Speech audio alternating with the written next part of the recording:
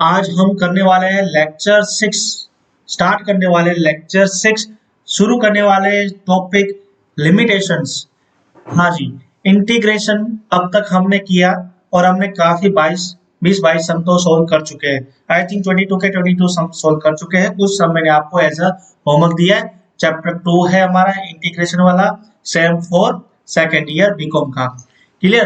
तो आज हम जो है इस टॉपिक में ये जो लिमिट वाला टॉपिक है उसको खत्म करेंगे। इसमें मोस्टली जो भी सम होंगे लिमिट वाले वो करवा दूंगा। कुछ अलग तरीके के भी सम है, मैं आपको जैसे यहाँ बताऊं। सम नंबर 32 है, 33 है, 32 से जो भी सम है आपके उसका मैं एक अलग दो वीडियो बनाने वाला हूँ। क्लियर। जिसमें 30 ये वाले रूट वाले सम है, एक वीडियो तो इसका बनेगा और एक ये x-6 x+6 और एक जो 16 या 17 सम था, एक सेकंड में आपको बताऊं। सम नंबर जो आपका 14 था, ठीक है, इसके दोनों के अलग अलग लेक्चर बनेंगे, चाहे लेक्चर 7, 8 या 6, 7 जो भी या 9 वाला, इस तरह से लेक्चर आप देखते जाओगे तो आपको पता चल जाएगा। क्लियर। तो इसके तो अलग लेक्चर बनेंगे, लेकिन आज हम जो ये टॉपिक कंप्लीट करने वाले हैं वो कंप्लीट करने वाले 23 से लेके 31 तक। इसको तो आज मेरे को ये वीडियो में खत्म कर देना है, जिसमें मैं आपको लिमिट कैसे डालनी है ये नंबर्स की वो मैं आपको सिखाने वाला हूँ। तो विदाउट टाइम वेस्ट चलो अब हम करते हैं सम नंबर 23। तो सम नंबर 13 अगर आप 23 देखोगे तो 1 से -1 की लिमिट है। ठीक है, इसको मैं कहूंगा -1 से 1 की लिमिट, जिसमें 2x² - x³ + dx है। अब सबसे पहले आपको क्या करना होता है, ये फंक्शन का आपको इंटीग्रेशन करना होता है। सबसे पहले आपको क्या करना पड़ता है, ये फंक्शन का इंटीग्रेशन करना होता है। और फंक्शन हमें सिंप्लीफाई वाला चाहिए होता है, नहीं होता है तो हमको करना पड़ता है। लेकिन ये फंक्शन जो आपको सम नंबर 23 है वो बहुत ही बेसिक सम है जो कि सिंप्लीफाई किया हुआ है। इससे ज्यादा हम इसको सिंप्लीफाई करेंगे भी कैसे। ठीक है, तो इसका इंटीग्रेशन क्या होगा, इसका इंटीग्रेशन होगा 2x³ / 3 - x4/4 dx हो गया। सॉरी dx नहीं, प्लस c। तो इसका इंटीग्रेशन तो हो चुका है। अब मुझे क्या करना है, अब मुझे x की जगह एक बार -1 की वैल्यू डालनी है और एक बार 1 की वैल्यू डालनी है। तो सबसे पहले मैं 1 की वैल्यू डाल देता हूँ। 2 1³ / 3 -1/4, फिर बीच में माइनस साइन करोगे, फिर 2 -1² / 3, सॉरी यहाँ पे क्यूब है ना, मैं ऊपर वाला देखने लग गया था। ये आपका हो जाएगा -1³ -1 to 4 / 4। अब प्लस c निकल जाएगा क्योंकि हमें फाइनाइट नंबर मिल चुके हैं, एक लिमिट मिल चुकी है। अब 1 का क्यूब क्या आता है, 1, और 1 × 2 क्या हो गया, तो ये हो गया 2/3। 1 का 4 क्या हो गया, 1 डिवाइड में आ जाएगा 4, माइनस 1 का क्यूब क्या होता है 1, लेकिन माइनस की साइन देगी क्योंकि ऊपर क्या था आपका 3 है। ठीक है, तो -1 × 2 आपका क्या हो गया, -2/3, माइनस 1 का 4 क्या हो जाता है 1, लेकिन ऊपर 4 है तो ये पॉजिटिव तो हो ही गया, तो यहाँ पे ये साइन चेंज नहीं होगी, ये 1/4 ही रहेगा। अब मुझे क्या करना है, इन दोनों को प्लस कर देना। तो 4 2 = 8, 3 1 = 3 और 4 3 = 12।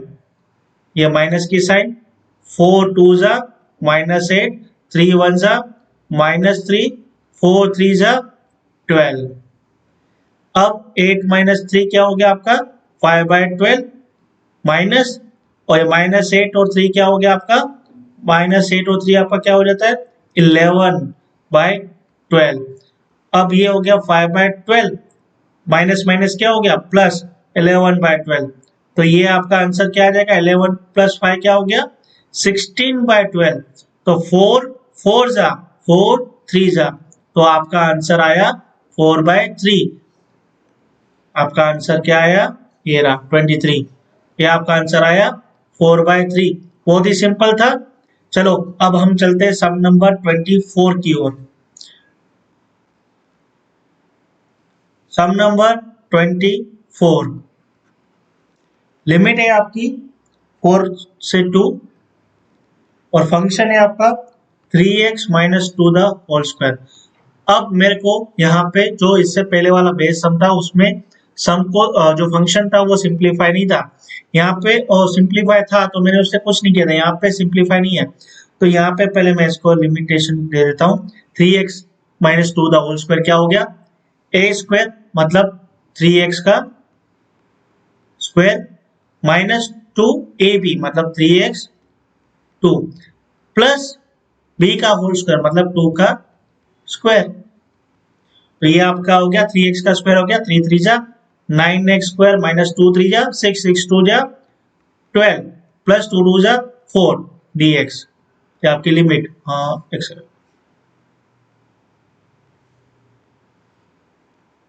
4 to 2। अब मैं इसका इंटीग्रेशन करूंगा तो ये हो जाएगा 9x क्यूब डिवाइड में 3 माइनस 12x स्क्वायर डिवाइड में 2 प्लस 4x प्लस c। अब जो भी कट रहा है उसको काट दो, 3 1 जा 3 3 जा 2 1 जा 2 6 जा। तो ये हो गया 3x cube minus 6x square plus 4x plus c। अब मुझे क्या करना है, अब मुझे इसकी लिमिट डालनी है, जो कि एक बार मैं लिमिट डालूंगा ये हो जाएगा 3x cube minus 6x square plus 4x, एक बार मैं लिमिट डालूंगा 4 की, एक बार मैं लिमिट डालूंगा 2 की। तो यहाँ पे मैं करता हूँ तो ये हो जाएगा 3x इधर 4 डाल देते हैं क्यूब माइनस 6 4 का स्क्वायर माइनस 4 सॉरी प्लस 4 4 माइनस 3 2 का क्यूब माइनस 6 2 का स्क्वायर प्लस 4 तो ये हो जाएगा 2। अब 4 का क्यूब क्या है आपका 4 इंटू 4 इंटू 4 64 64 इंटू 3 तो ये आपका आ गया 192 माइनस 4 का स्क्वायर इंटू 6 तो ये आपका हो गया 96 प्लस 4 4 जा 16 माइनस 2 का क्यूब आपका होगा 8 और 8 इंटू 3 24 माइनस 2 का स्क्वायर हो गया 4 4 इंटू 6 24 प्लस 4 इंटू 2 8 तो ये आपका हो गया 192 माइनस 96 प्लस 16 तो ये आपका आ गया 112 माइनस 24 24 तो चला गया और 8 बचा तो माइनस 8 तो 112 माइनस 8 आप करेंगे तो आपका आंसर आएगा 104 मतलब 104 जो कि आपका 104 आंसर आ चुका है। आई होप कि आपको सम नंबर 24 भी समझ में आ चुका है। अब सम नंबर 25 आपके लिए होमवर्क, बहुत ही चैलेंजिंग सम है। सम नंबर 26 ये dx को यहाँ पे 1 बाई एक्स प्लस 2 कर दो dx तो इसका इंटीग्रेशन हो जाएगा log x प्लस 2। फिर log x प्लस 2 में क्या करना है, एक बार 10 की वैल्यू डालनी है एक बार 6 की, तो चलो 10 की वैल्यू डाल देते हैं तो log 10 प्लस 2 हो गया और माइनस log 6 प्लस 2 हो गया तो ये हो गया log 12 माइनस ये हो गया log 8। अब इसको कैसे माइनस करते हैं तो ये हो जाता है log 12 बाय 8 तो 4 3 जा और 4 2 जा तो आ गया देखो log 3 बाय 2। बहुत ही सिंपल था सम नंबर 26। और इसी तरह से सम नंबर 30 भी आपको करना है, कुछ नहीं है dx है तो 1 बाय रूट एक्स है, इसको रूट हटा दो फिर ऊपर लेके जाओ, ये आपको सम अभी 30 आना चाहिए। नहीं आ रहा है तो आपका वीक है इंटीग्रेशन, आप लेक्चर जो 4 लेक्चर दिए मैंने आपको 5 लेक्चर दिए वो अच्छे से देखिए फिर इसको करिए। और ऊपर dx की जगह तो ऊपर 1 डालना है वो मैंने आपको यहाँ समझा दिया, ठीक है। अब हम सम नंबर 27 है वो भी आपको खुद करना है, इसका इंटीग्रेशन करके 4 to 2 आपको खुद डालना है। अब सम नंबर में आपको 28 करवाता हूँ,